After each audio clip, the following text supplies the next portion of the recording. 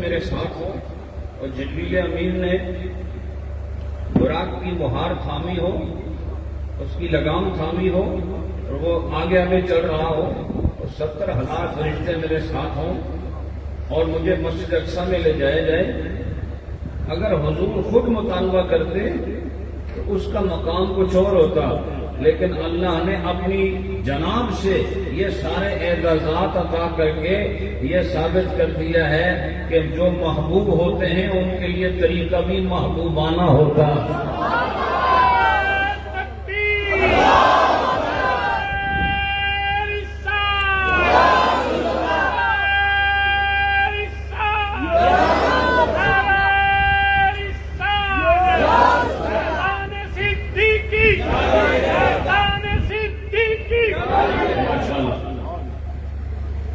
حضور علیہ الصلوۃ والسلام آرام فرما رہے ہیں، جبریل آ کے جگا رہے ہیں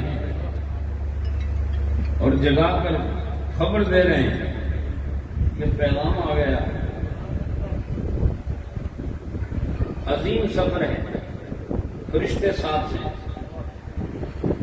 حضرات، حضور علیہ الصلوۃ والسلام کو چاہے زمزم کے قریب لایا جاتا ہے، سینہ اقدس کو چاک کیا جاتا ہے، قلب اطہر کو باہر نکالا جاتا ہے، پھر اس میں حکمتوں کے کشف انڈیلے جاتے ہیں اور پھر اس دل کو واپس اپنی جگہ سخت کر دیا جاتا ہے، سینے کو برابر کر دیا جاتا ہے، اور پھر یہ نوری قافلہ جس کی صدارت ایک بشری صورت کر رہی ہے۔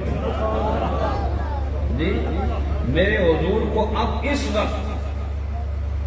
وقت میرے نبی کو بشر اس لیے کہا جا رہا ہے کہ وہ نوریوں کی امامت کر رہا اور سارے نوری بصورت خدام سوئے اقصی جا رہے ہیں، تو اگر میرے نبی کی بشریت کا یہ عالم ہے تو نورانیت کا عالم کیا ہوگا؟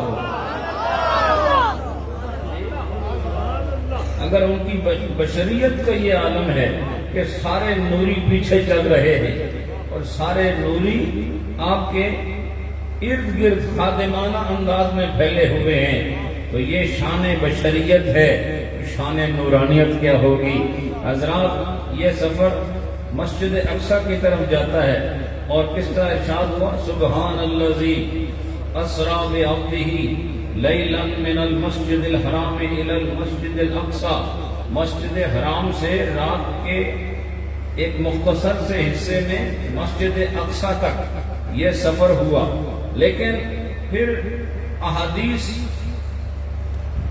روایات اور تحقیق شدہ اقوال کی روشنی میں پتہ چلتا ہے کہ یہ تھوڑا وقت صرف زمین سے زمین کا سفر یہاں تک محدود نہیں، بلکہ اس تھوڑے ہی وقت میں آسمانوں کا سفر بھی ہوا اور عرش تک کا سفر بھی ہوا، سدرت تک کا سفر بھی ہوا اور وہاں سے لامکان کا سفر بھی ہوا، اور پھر نبی پاک علیہ الصلوۃ والسلام نیچے آئے تو موسیٰ نے واپس بھیج دیے، پھر واپس گئے، پھر آئے، پھر واپس گئے۔ وہ 50 نمازوں کو کم کرانے کے لیے، اس کو 5 تک لانے کے لیے یہ آنا جانا لگا رہا، اور میں آپ سے عرض کروں کہ اس آنے جانے میں پھر ہمیں جبریل امین کا تذکرہ نہیں ملتا کہ جب دوبارہ گئے تو وہ بھی ساتھ ہیں۔ لہذا میرے نبی کو اللہ رب العالمین نے ایسا مرتبہ عطا فرمایا، ایسا مقام عطا فرمایا کہ آپ نبی کی ایک نبی کے مقام سے ہو کر اللہ کی بارگاہ تک جتنی بار آنا جانا چاہیں، کوئی روکنے والا نہیں، کوئی ٹوکنے والا نہیں، اور جو کہتے ہیں آپ کی بات مانی بھی جاتی ہے، جو کہتے ہیں وہ بات مانی جاتی ہے، اور یہ سارے کا سارا نظام اسی تھوڑے سے وقت میں طے ہوا، اور پھر واپس بھی تشریف لے آئے، اور پھر جو راویوں نے ذکر کیا کہ جب واپس آئے تو بستر ابھی گرم ہے، بستر ابھی گرم ہے، اور دروازے کی جو کنڈی ہے وہ ابھی ہل رہی ہے، اس سے یہ بھی پتہ چلا کہ حضور علیہ الصلوۃ والسلام کے دروازے کی کنڈی کس قسم کی تھی. نہیں سمجھے؟ یہ وہی کنڈی ہے جو لٹک رہی ہوتی ہے اور اگر اس میں جنبش آئے تو ہلتی رہتی ہے. اس سے اس کنڈی کی حیرت کا بھی پتہ چلا, اس کی شکل کا بھی پتہ چلا, اور پھر یہ سارے کا سارا معاملہ یہاں پر آ کر ختم ہوتا ہے کہ یہ کیسے ہو گیا, کس طرح ہو گیا, اتنا عدیم المثال واقعہ کیسے رونما ہو گیا, اس کا وجود کیسے تسلیم کر لیا جائے. تو اس کا جواب اللہ رب العالمین نے اس سفر کے آغاز میں استعمال ہونے والے اس صیغے سے جواب دے دیا کہ یہ سبحان کا کام ہے.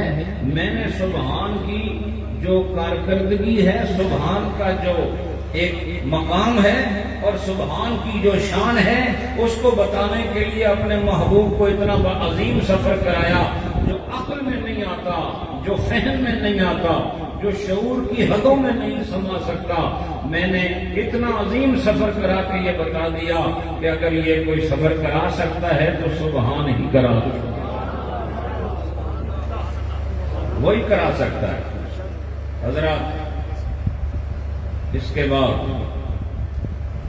اللہ رب العالمین کی قدرت, اس کی طاقت اور اس کی جرت, اس کا قبضہ, اس کا اختیار, جس کائنات کو اس نے بنایا ہے اور اسے جس عادت پر ڈھالا ہے, یہ اس کی اپنی مرضی ہے کہ سورج کب طلوع ہوتا ہے, کب غروب ہوتا ہے, چاند نے کیا کرنا ہے, ستاروں نے کیا کرنا ہے, ہواؤں نے کیا کرنا ہے, دریاؤں نے کیا کرنا ہے. یہ سارے کا سارا نظام اللہ رب العالمین نے بصورت عادت, بصورت فطرت کائنات کے اندر ودیت فرما دیا اور ہر شے اپنی عادت کے مطابق چل رہی ہے. لیکن جب اللہ اپنے نبی کے ذریعے کوئی معجزہ دکھانا چاہتا ہے, اس وقت پھر عادت نہیں ہوتی بلکہ خلاف عادت نظر آتا ہے, خلاف عادت نظر آتا ہے. اور خلاف عادت کی مثالیں معجزات انبیاء ہیں, خلاف عادت کی مثالیں معجزات انبیاء ہیں کہ حضرت عیسیٰ علیہ السلام ایک مردے سے کہتے ہیں قم باذن اللہ, اللہ کے اذن سے کھڑا ہو جا. اب ہم دیکھتے ہیں کہ زندہ کرنے کا یہ عمل عادت میں نہیں ہے بلکہ مردے کو زندہ کرنے کی کائنات میں عادت ہے ہی نہیں.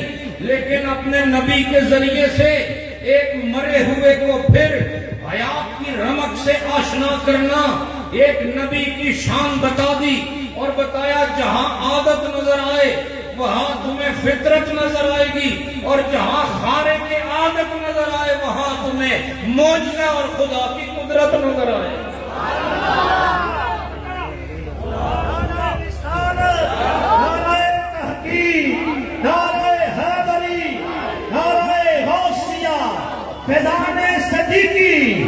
فیضان صدیقی, جہاں عادت ہے, یہ رات ہے, بولو رات ہے نا, یہ عادت ہے. جب دن ہو جائے گا یہ بھی عادت ہے, یہ عادت ہے. اور اگر عادت کے خلاف ہو نظام چلتا نہیں. لیکن اپنے نبیوں کی شان بتانے کے لیے عادتوں کو بھلا دیا جاتا ہے اور قدرتوں کا ایک نیا باب کھولا جاتا ہے, اور شان خدا کی ہوتی ہے, نظر خدا کے نبی سے آتی ہے, نظر خدا کے نبی سے آتی ہے. اسی لیے ہم نے یہی دیکھا ہے, کائنات کی عادت یہی ہے کہ سورج جب غروب ہو جائے تو پھر ایک عرصے کے بعد طلوع ہوتا ہے, اپنے وقت پر طلوع ہوتا ہے, اور جہاں سے غروب ہو وہاں سے طلوع نہیں ہوتا, کہیں اور سے طلوع ہوتا ہے. غروب کہیں ہوتا ہے, طلوع کہیں ہوتا ہے. لیکن میرے محمد نے جہاں کو غروب ہوا تھا وہیں سے طلوع شروع کر کے بتا دیا. اللہ نے اپنی قدرت کا اظہار کرنے کے لیے محمد کے ہاتھوں کو طاقت عطا فرمائی.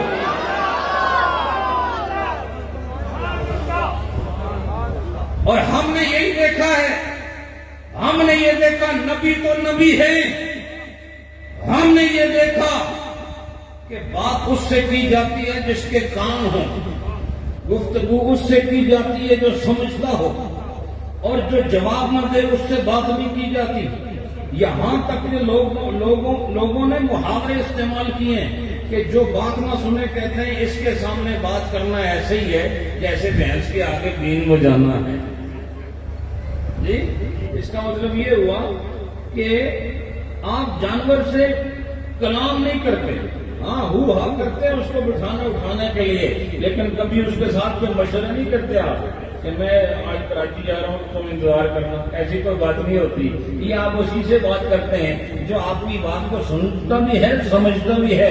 لیکن ہم نے دیکھا کہ عمر بن خطاب ایک دریا کو خط لکھ رہے ہیں اور خشک دریا میں میرے عمر کا رکا ڈالا جاتا ہے, اور ہم دیکھتے ہیں کہ جہاں کان نہیں ہے اور جہاں عقل نہیں ہے اور جہاں باقاعدہ کوئی وجود نہیں ہے, ہمیں وہاں پر عمر کا وہ رکا عمل کرتا ہوا دکھائی دیتا ہے. ارے میں کہتا ہوں اگر خدا اپنی قدرت دکھانا چاہے تو نبی کے غلاموں سے ایسی قدرت دکھائے تو پھر بتاؤ نبیوں کا مرتبہ کیا ہوگا. نعرہ تکبیر, نعرہ رسالت, نعرہ تحقیق, نعرہ حیدری, نعرہ غوثیہ, آستانہ علیہ دربار علیہ لیلیہ شریف, فیضان صدیقی. حضرات, ہم نے دیکھا یہ جتنا فیضان ولایت کا ہے اصل میں یہ فیضان نبوت ہے, اور اس سینہ نبوت سے چھن چھن کر امت کے چنیدہ افراد کے سینوں میں پھر یہ فیض داخل کیا جاتا ہے. برس کے مریض حضرت عیسیٰ کے ایک دم سے اور ایک مس سے وہ درست ہو جاتے ہیں, اور کوڑ کے مرض والے آنے واحد میں صحت یاب ہو جاتے ہیں. کوئی دوائی استعمال نہیں ہوئی, کوئی انجیکشن نہیں لگا, کوئی ٹیبلٹ نہیں دی گئی, کوئی جڑی بوٹی نہیں کھلائی گئی. یہ کیسا طریقہ علاج ہے, یہ کیسا طریقہ ہے جس کے ذریعے صرف ہاتھ لگا کر اور دم کر کے پھونک مار کر اگر علاج کیا جا سکتا ہے. تو یہاں بھی اللہ کی قدرت ہے, لیکن خدا نے دکھائی اپنے بندے کے اندر سے اور فرمایا کہ قدرتیں ہر جگہ میری ہوں گی, مظہر میرے بندے ہوں. میری قدرتوں کا مظہر میرے بندے ہوں گے. لہذا اس نے اپنی مختلف قدرتیں دکھائیں.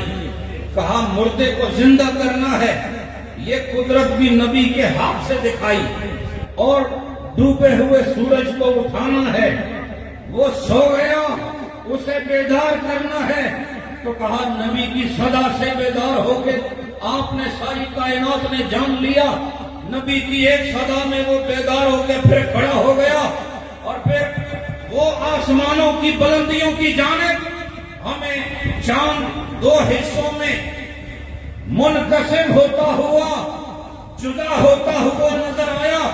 اور اللہ نے یہ شان اپنے نبی کے ذریعے سے دکھائی. اور پھر ہم نے دیکھا کہ ایک نبی آگ میں بیٹھا ہوا ہے, بڑے سکون سے بیٹھا ہے, بڑے آرام سے بیٹھا ہے, چہرے پر کوئی شکن نہیں ہے, جسم میں کوئی جلن نہیں ہے. فرمایا آگ نے اپنی فطرت کو تبدیل کر دیا, اپنی عادت کو تبدیل کر دیا. ارے یہی تو بتانا چاہتے ہیں, جہاں عادت ہے وہاں فطرت ہے, جہاں موجودہ ہے وہاں قدرت نظر آتی ہے. نعرہ تکبیر, نعرہ رسالت, سیدی مرشدی, سیدی مرشدی. غلام ہے, غلام ہے, غلام یہ رسول میں फैजान सदी की, फैजान सदी की।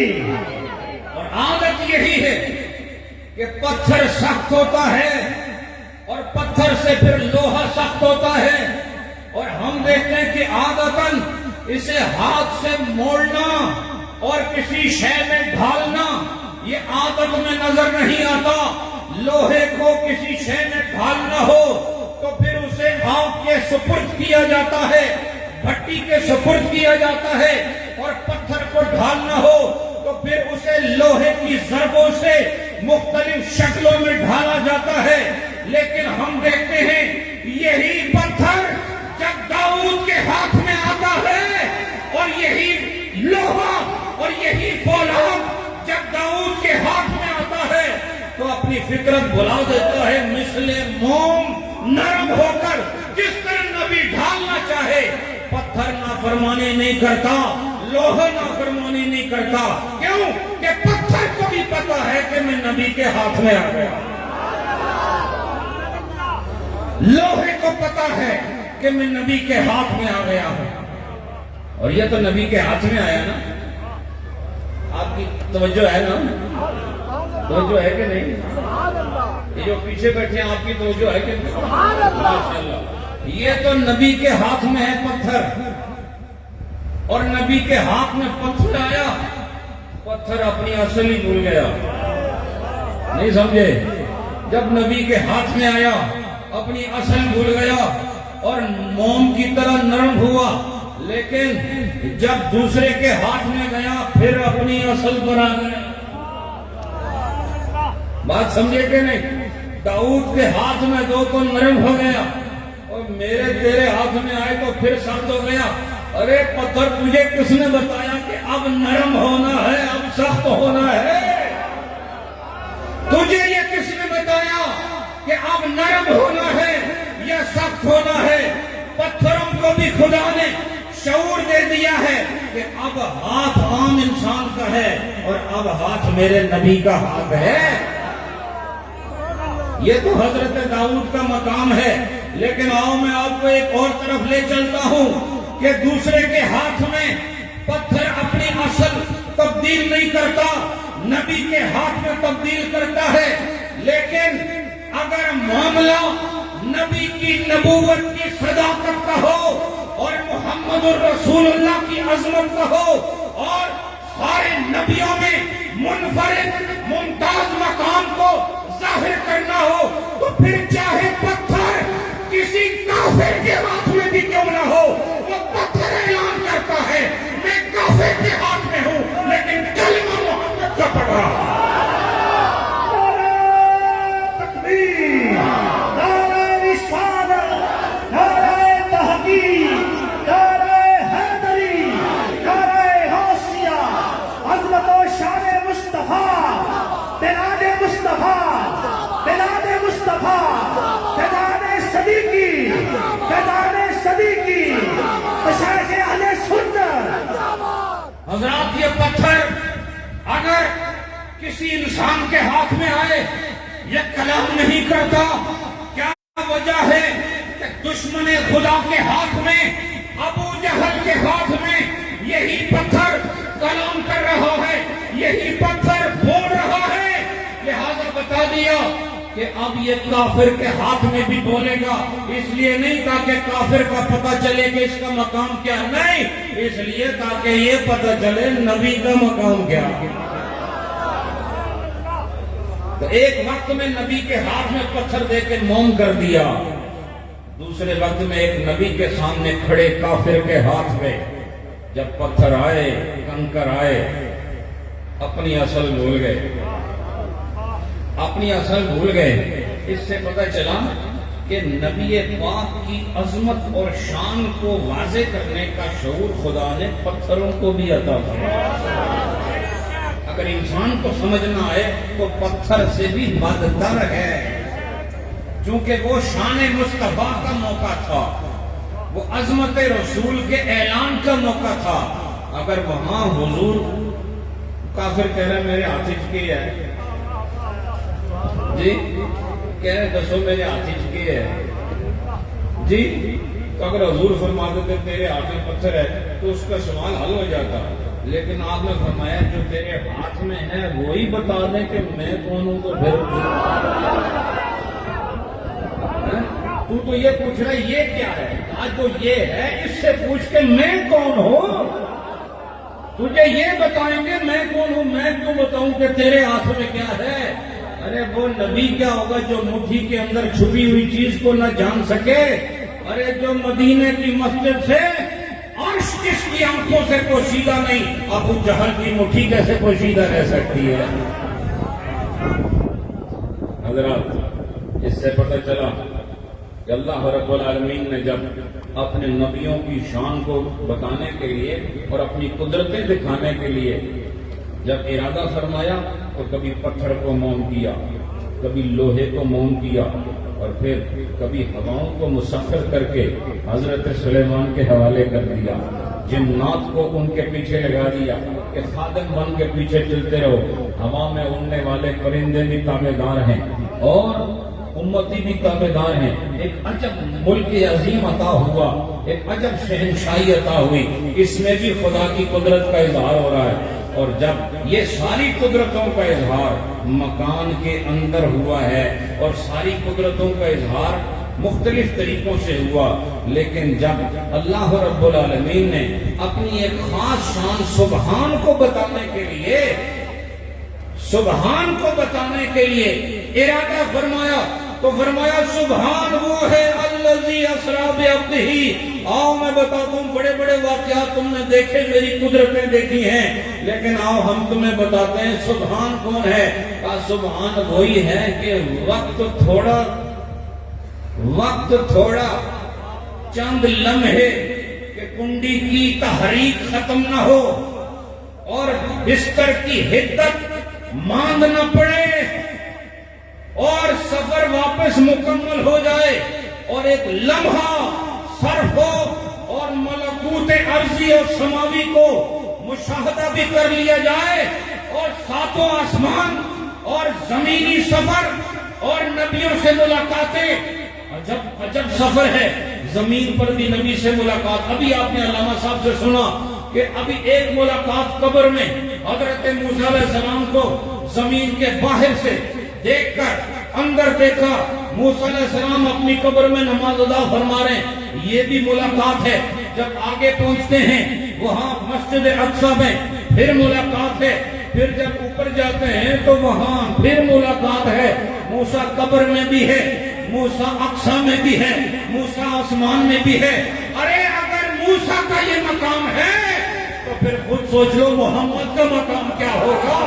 اگر وہ قبر میں بھی رہے، اقصی میں بھی رہ سکتا ہے، قبر میں رہ کر آسمان کا بھی رہ سکتا ہے، تو آؤ آج میں یہ شریف کا یہ خادم بتا رہا ہے محمد مقام میں رہ کر لا مقام میں رہ کر. نعرہ تکبیر، نعرہ رسالت، نعرہ تحقیق، نعرہ حیدری، نعرہ غوثیہ، آستانہ علیہ دربار علیہ نعرہ شریف، خزانہ صدیقی، علماء حق اہل سنت، مشایخ اہل سنت، جیوے جیوے جیوے جیوے جیوے جیوے جیوے جیوے جیوے جیوے جیوے جیوے جیوے جیوے خزانہ صدیقی، خزانہ صدیقی، خزانہ صدیقی.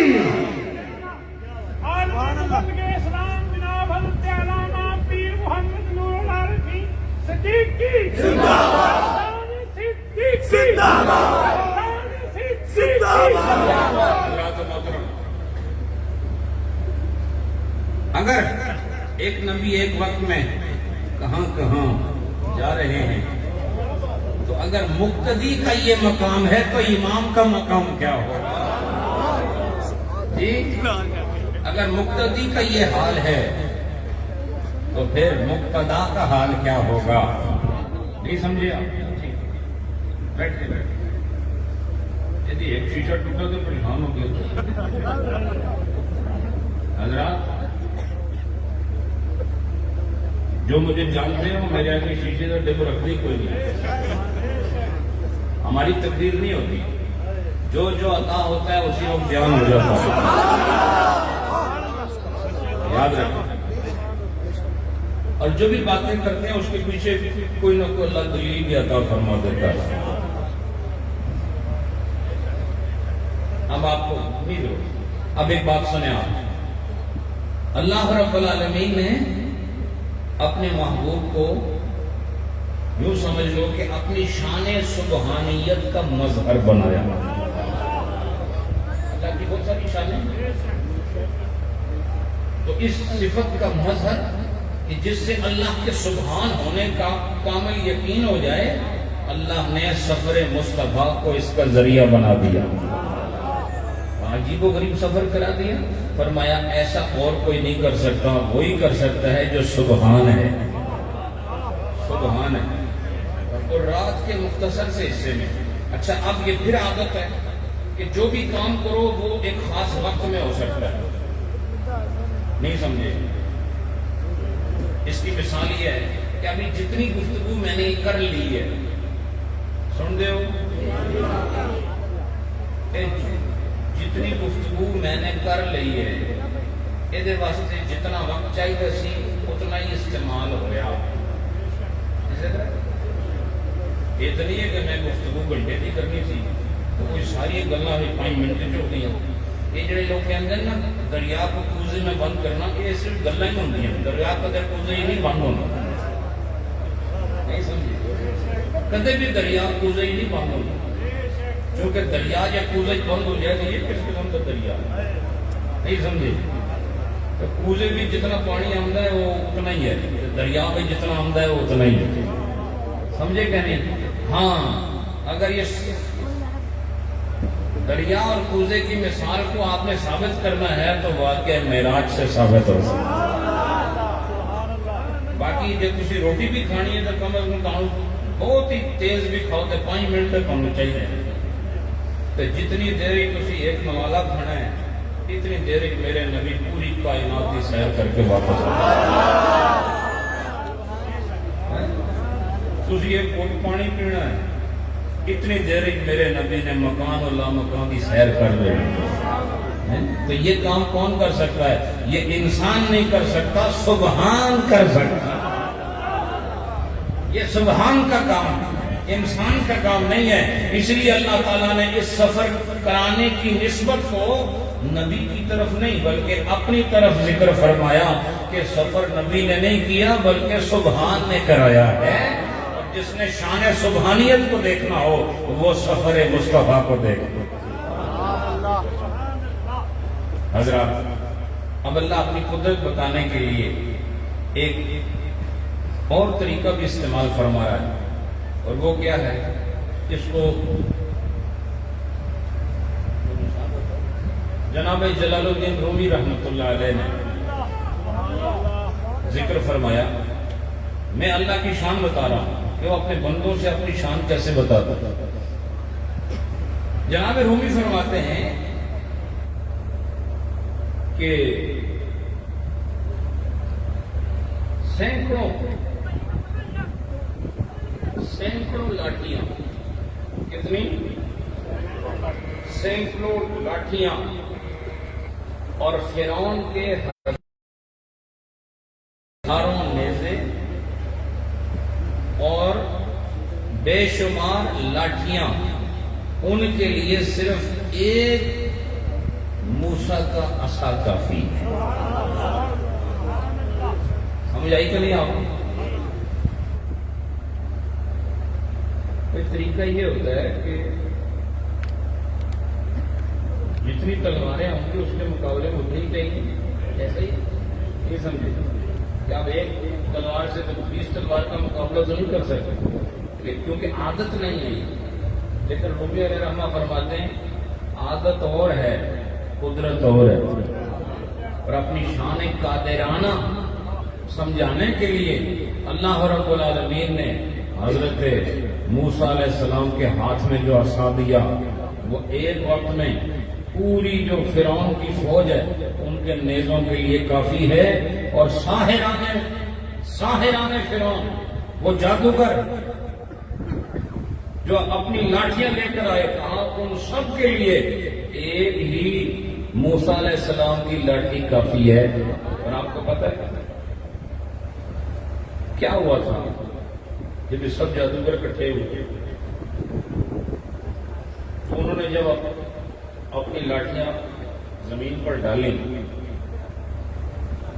تو سب نے ڈالی، تو تھوڑی دیر بعد وہ لاٹیاں جو ہیں وہ سانپ کی شکل میں متشکل ہو گئی اور باقاعدہ دوڑنا شروع ہو گئی۔ سنتے ہو کہ نہیں بھائی؟ تو وہاں جو دربار میں ہیبت تاری ہو گئی، تو اتنے سارے جو ڈنڈے تھے وہ سانپ بن گئے۔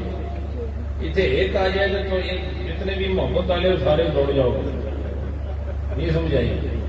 پھر آپ کو یاد نہیں رہے گا پیر صاحب آئے سن یا خلیفہ صاحب آئے، ایک آ جائے تو بھاگ جاؤ گے سارے۔ ہیبت تاری ہو گئی پورے دربار پر، ہیبت تاری ہو گئی۔ موسیٰ علیہ السلام نے ایک ہی عصا تھا آپ کے پاس، کیا عجیب عصا تھا، اسی سے جانوروں کو ہنکانے کا کام بھی، ان کو چلانے کا کام بھی، نہیں سمجھے؟ اسی سے چلنے کا کام بھی، اسی سے، اسی ایک عصا سے سمندر کو راستہ بنانے کے لیے شعور دینے کا کام بھی اسی ایک عصا سے، نہیں سمجھے؟ اور پھر وہ بہت سارے عصا ان سب